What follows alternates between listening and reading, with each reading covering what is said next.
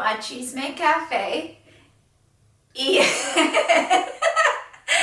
estamos muy felices que todos están aquí. Súper, muy bien, súper. Buenos días a todos, ¿cómo están? Muchas gracias por escuchar y vamos a pensar con announcements. So we're going to start with announcements. Thanks for everybody that has joined. And the announcements are pretty slim. There's really nothing going on. I think tomorrow we're heading up to Duluth.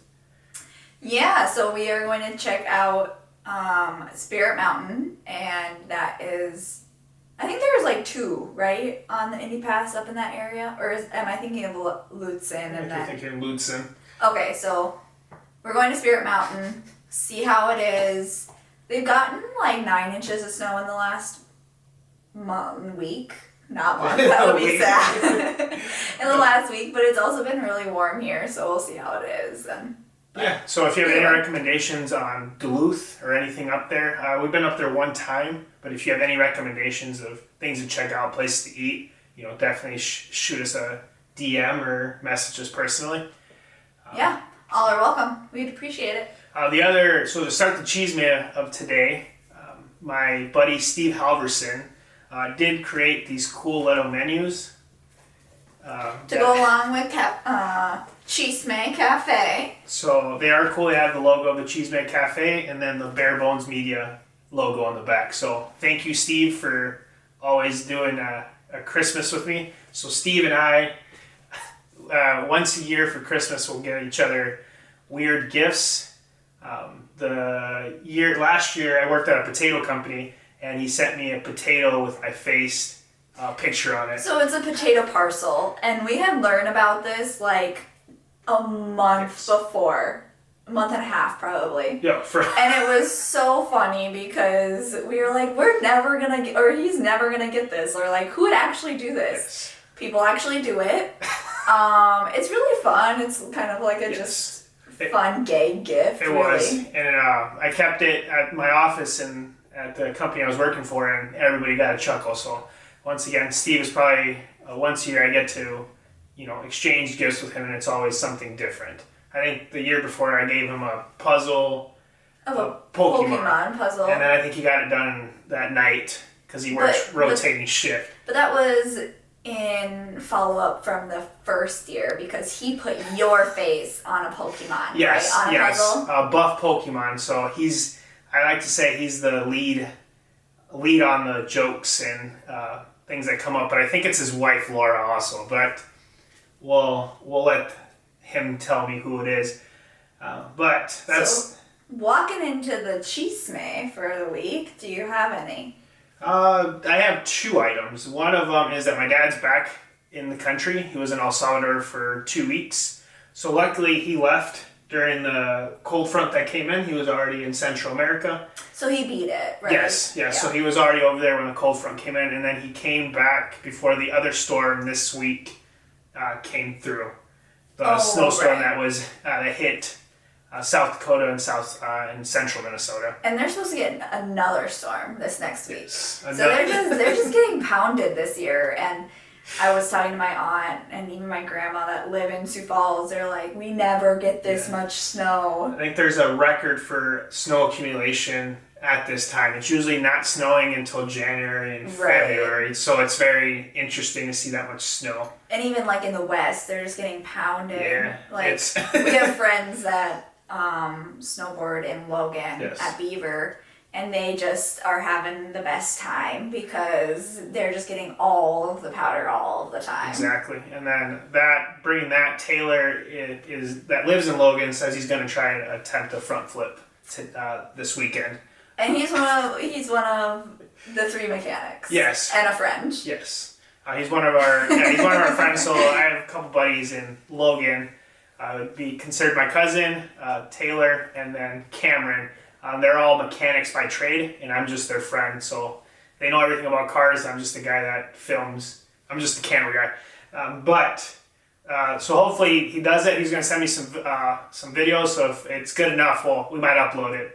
And then the second chisme that I have, it's probably the best thing that I could hear, And Toyota is now one of America's best-selling sports car brands.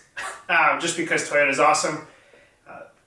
According to 2022 vehicle sales data from the United States, best-selling sports car decade is the best-selling sports cars right now.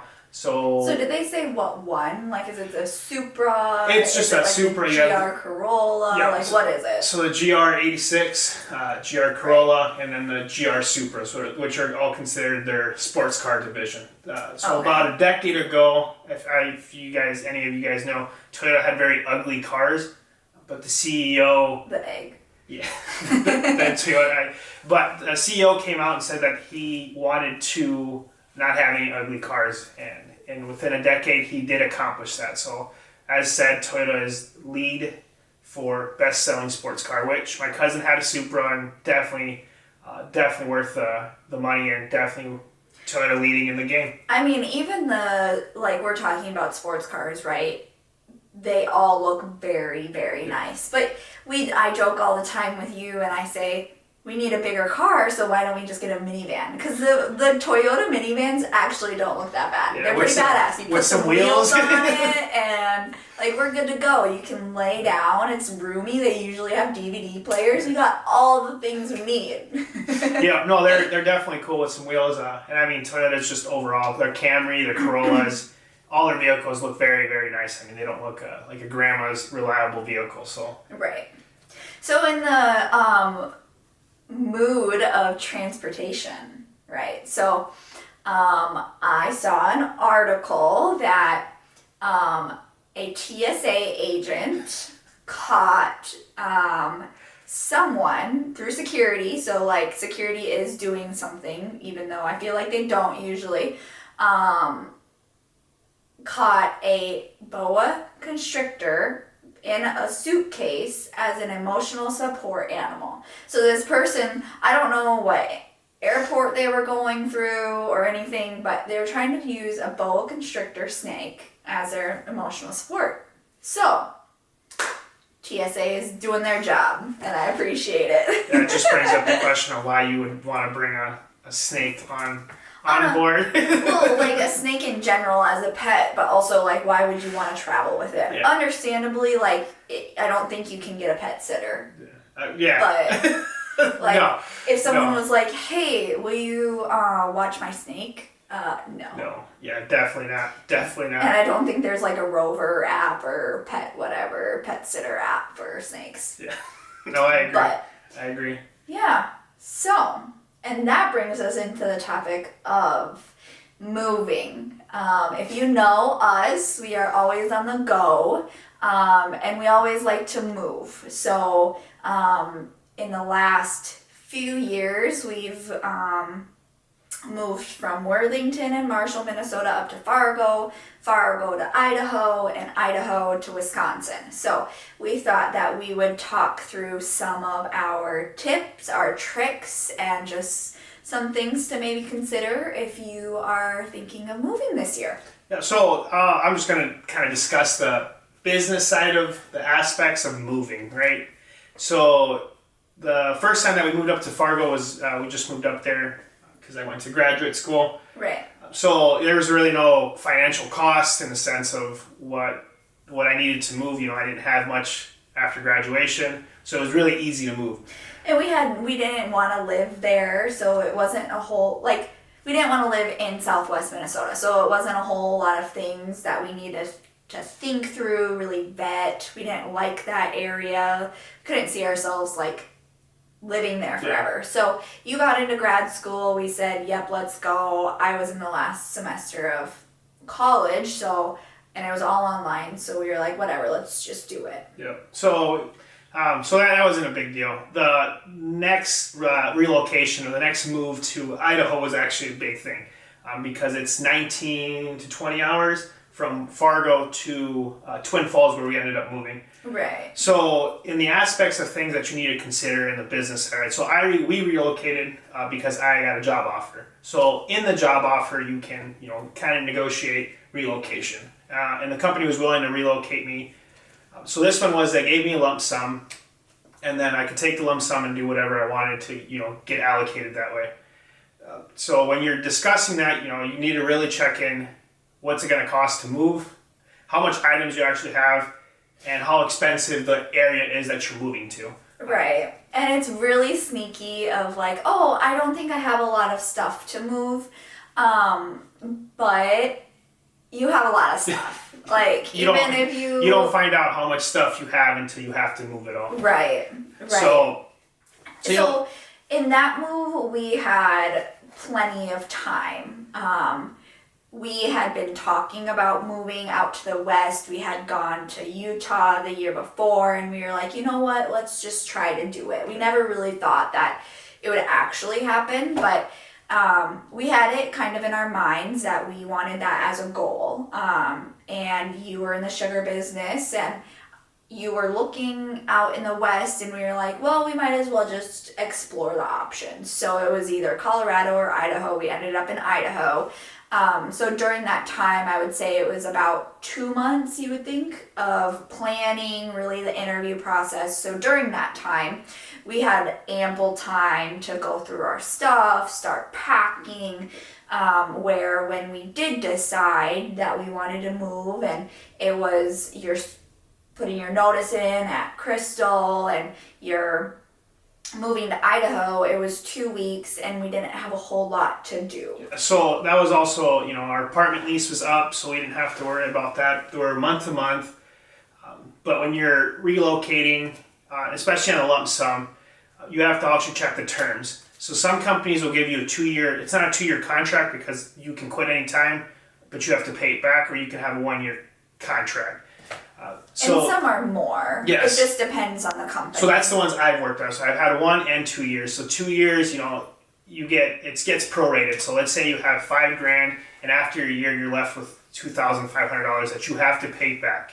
Now you also have to remember that this is going to be a gross payment, so it goes onto gross income. So whatever they tax down the amount, it goes onto your income as gross amount that you made. So let's say they relocated me for $6,000, but the total to relocate it down to $6,000 was $10,000. I get $10,000 added to my salary, wage, whatever you make that year. So it's also something you need to consider, especially taxes wise. Right, going into like tax season, even like I think it wasn't.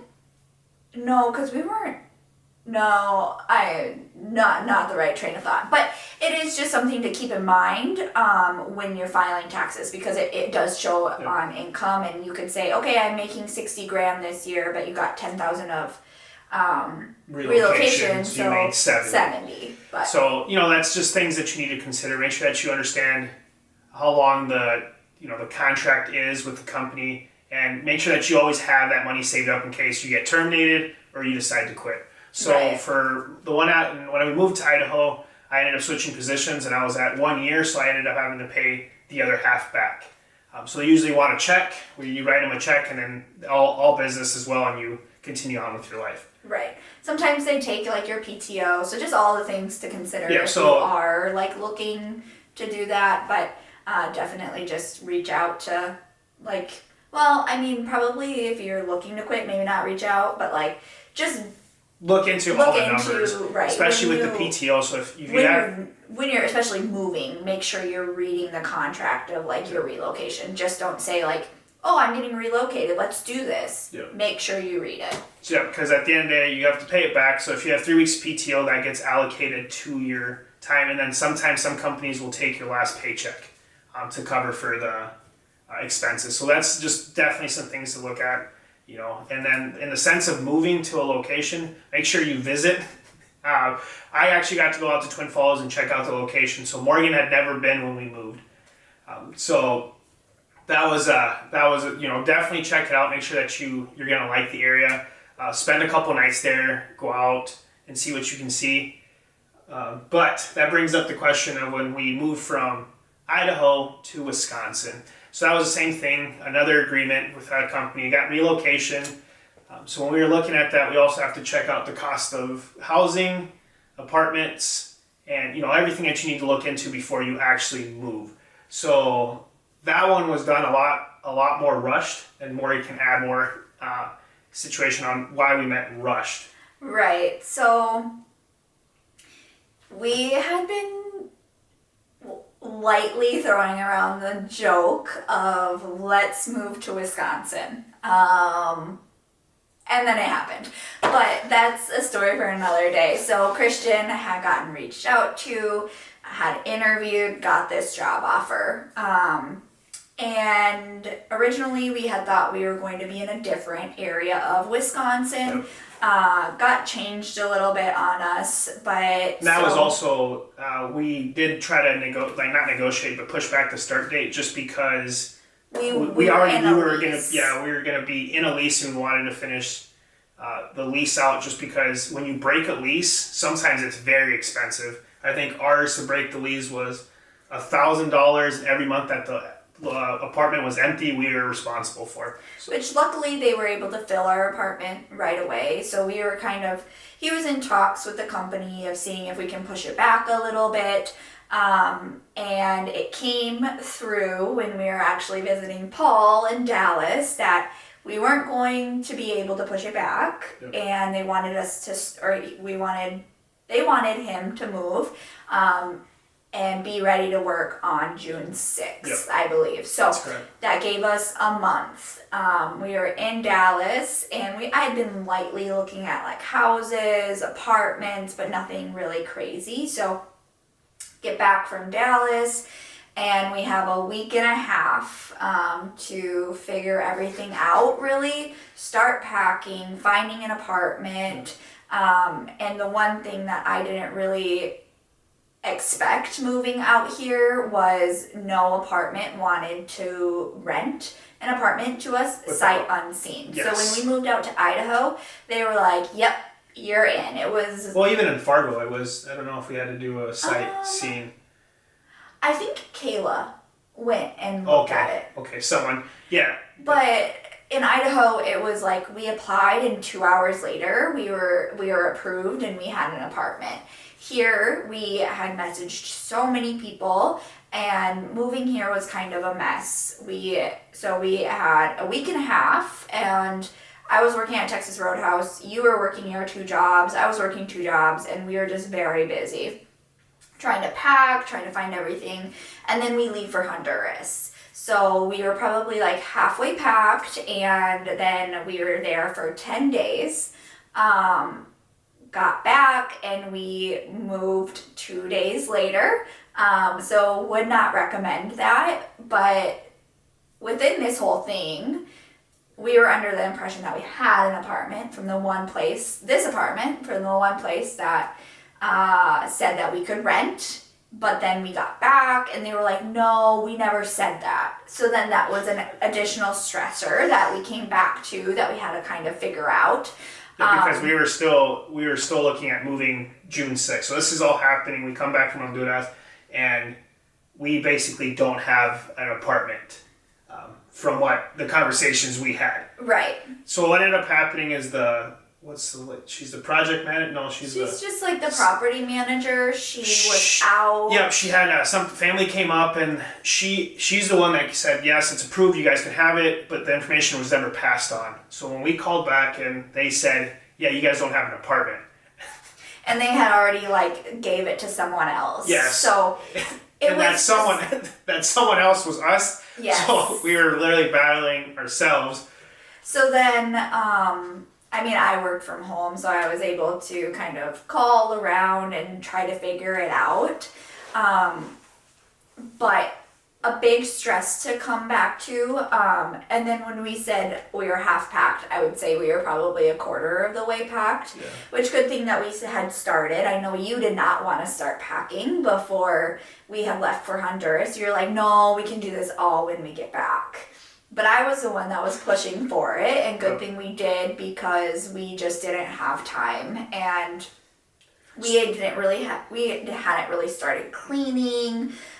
So it was packing our whole 2-bedroom, 2-bathroom apartment, cleaning, getting everything ready. When in Fargo, we were able to just slowly do it. So we would clean the blinds, we'd make sure to deep clean a room, we'd do this, do that here and there, versus we have 2 days, pack everything and get out. And during this time, we were in Honduras, right? And my dad was the one that was helping us because we needed our trailer. So, like, just to break down before Marty goes on the whole trailer, so there's different aspects of it. You can have a moving company relocate you, right? They come in, pack everything. But you're talking 15 to 20 grand when you're talking across the country. And we have chosen throughout all of our moves to just do it ourselves. Yep. So kind of going back, not to jump around, but when we moved from Fargo to Idaho, we had purchased a trailer because we had moved. Like Within 2 weeks, we really decided to do it. I don't actually know how big it is, but it's pretty big. when we were breaking down the costs, we could buy a trailer for about the same amount than a U-Haul. And then we didn't have a truck. We don't have anything to haul the U-Haul, so my dad offered. So we moved out there with our trailer, and then we parked the trailer in Idaho. Yes. So we had to just coordinate my dad coming out to Idaho when we were in Honduras, and then getting everything packed into the trailer and then getting ready to go. So that was another kind of like just logistic thing that we had to find out or figure out. And then our packing just wasn't as good as so it was just kind of thrown in tubs, and we were like, we gotta get out, and it was okay. Like I said, with due time, like the Fargo move was nice. Everything was labeled, everything was packed right. We knew where everything was basically packed. When we rushed, everything was thrown in a box, and we hoped it would fit. So right. That's kind of like what you're looking at. In our sense, that we have a trailer, so we had to make sure that everything fit. The only thing was the logistics of getting her dad out there, and we're very thankful that Davis was able to both times help us out and move. But you start realizing how much stuff you have and all the big things and what you need to sell and what you need to get rid of. Because I know when we were leaving Idaho, I just started whatever I couldn't fit, just either sold it or gave it away to the employees at the company I was working at. Right. So, but yeah, it's things you need to think of. Also, when you're looking at pricing, you can either go the expensive route, have them move you, or you haul everything yourself. But when you're negotiating relocation, you also have to remember it's a large amount. So if you're able to negotiate 25 grand, you also have to consider if you lose your job, if you get fired or you quit, you're still accountable for paying that back. So and some companies do like move you. Yes. So there are companies that, like Kayla's company, they moved them from Illinois to wherever they were at originally in Wisconsin. So it just depends on the company. It depends on just your terms and everything, like you said. But going into that, do you have any just like tips, tricks for people looking to move on the business side? And then I can kind of go through some of the just moving to kind of wrap it up here. Yeah, so when you're negotiating, you're definitely looking at your salary, cost of living. And don't always, tip number one, don't always trust the cost of living calculators on the internet. Exactly, because there could be way off. Because when we moved to Twin Falls, and this is, pre-COVID, the price of housing were, normal, everything. It looked cheaper, so in the sense of, salary base and what we were making, it was supposed to be just up and out the same amount. When we got out there, the house market was just atrocious. Just going crazy. Everything was expensive. So definitely do your research. Make sure that you know what you're getting yourself into. And don't go into it thinking that nothing can change, right? Like, I don't think anyone expected the housing market to go so crazy in COVID, and that's when we were moving. But things can change and alter your plans, so don't be set on one thing. It can always change. So yeah, just when you're doing it, you have to understand how long your lease is also, so you have to check the terms on that, what's going to cost to break the contract. That's stuff that you need to actually communicate to the company that's willing to relocate you. Because if you don't negotiate enough relocation, also, you're up for it. It's out of your pocket that you're relocating for this, business venture that you're taking. So, definitely look at the cost of everything, how much you're negotiating. And then, run your cost analysis in the sense of how much is it going to cost to move? Is it worth the trip? Is it, am I actually making more money? Is it worth the time? It's just stuff that you really need to break down, sit down, and, sometimes you got to do a pros and cons list. But on the, always make sure how much it's going to cost you to move, even if you're renting a U-Haul, you want someone to move you out. The further you move out from where you're living, so if you're going across the country, you also got to remember it's very expensive. Gas, luckily every time we've moved in the summer, so we didn't have to think about winter storms. But you kind of get a plan of where you're going to stop. We stopped in on the way 2 places. Yeah, on the way when we moved back, we stopped in Billings, yes, and we stopped in Idaho Falls. So just kind of plan it out on how many hours you're willing to drive in the day, and then see if there's hotels in that area or if you need to cut it down a little bit or lengthen your time of driving for that day.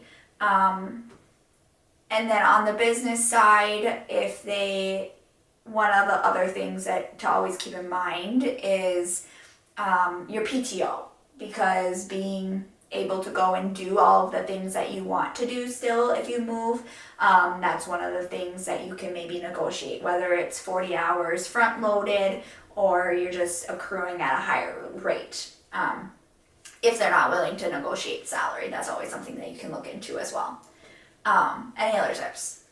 No, just like I said, do your research and make sure you visit. The one we moved to Eau Claire, we did not visit, so we had no idea what it looked like, but we didn't have the opportunity to move out here just because we had a mindset that we were moving somewhere else based on what the employer told us, and then they changed the plan on us, and which was fine. It worked out, and I mean, we're starting to really enjoy it. Like the last podcast, we're slowly finding our groove and being able to kind of just be happy here. So yep. But tips on moving, definitely try your best to not move in 2 weeks. Don't go on vacation right before you're moving, if at all possible, just so you're not so stressed. Definitely start packing early on some of the things that you don't necessarily need. And then also think through, do I actually need this? If you haven't used it in a long time, get rid of it. Sell it, give it to the Goodwill, give it to some of your friends. You don't need all of the things. So just be willing to give things away or sell them if you have the time. Like you mentioned, we gave a lot of stuff away this last move, and that's okay. We're not big into selling our stuff, so it's not like we were going to sell much anyway. Label all of your things, all of your boxes as much as possible. Put one of the tips that I haven't ever gotten to use is one of the third-party vendors that I had worked with previously. They had moved and they had, I believe, like color-coded their boxes. So green would go into bedroom 1, or red would go into bedroom 2, purple would be in the kitchen type thing. And they just let the movers, because they had movers, know what bedroom was what. So then the movers knew exactly where to put the boxes. If you don't do that, just try to get your glasses into one, your silverware into one, all your kitchen stuff into similar boxes. Same with your clothes, just so you don't have things all over the place. Basically stay organized, just because when you have to unpack it all, it's easier if you're unpacking in one room instead of 5-6 different rooms. Right. So, like Morgan said, definitely stay organized. Label everything, color code it. You designate everything into a certain spot just so it's easier to pull out. Definitely get rid of stuff that you don't need. But yeah, no, it's definitely all this information that you definitely need to look into when you're working on things. The one thing I do want to just illustrate is that when you're relocating, you're relocating with a company. You do not get that paycheck or that cut of the allowed relocation until your first week that you get paid. So you might not, this might all be up front, so you have to actually pay for everything up front out of your wallet. So if you don't have the money to move, it's also something you need to consider. I don't recommend putting it on credit cards. If you don't have the money to move, that's something you have to consider, because everything does come out of your pocket until you get paid from that company. And sometimes it's 2-3 weeks that you see in that money. So I just wanted to make sure that was clear, that I didn't miss that part of the information, because it does. Some people I've talked to have moved and or put everything on a credit card, and they're still waiting for that check to come through. Right. So yeah, make sure you're organized, all of the business stuff and your moving stuff. Minimize some of the gray areas in the business side, minimize all of your stuff, and just be organized. Stay organized. It's easier said than done, but yeah, definitely do it adequate time. Yeah. Adequate time, do your discussion, do your research where you're moving to, and just be prepared. The more prepared you are, the less inconvenience it becomes. Right. But yeah, no, definitely, if you have any questions on moving, if you're thinking of, changing career paths and there's a relocation situation, definitely reach out to us. We know some insight. We're not experts here. No, for sure not. But, definitely it's better to hear from someone that's done it a few times now than just someone that hasn't. Yeah. But yeah, that wraps it up. Definitely, if you have any questions on there, and hopefully you enjoyed the story of relocating twice across the country. Maybe our next move will be a little bit smaller, so we can talk about that too. And then one final thing here is just make sure if you're married or dating that you're both on the same page. Exactly, my friends. Make sure that you're both on the same page and don't make the decision without talking to them, because it affects both you. It doesn't just affect you. Right. So if you guys enjoyed it, the information that we provided, please share, like, subscribe, and yeah. Adios, amigos. Bye.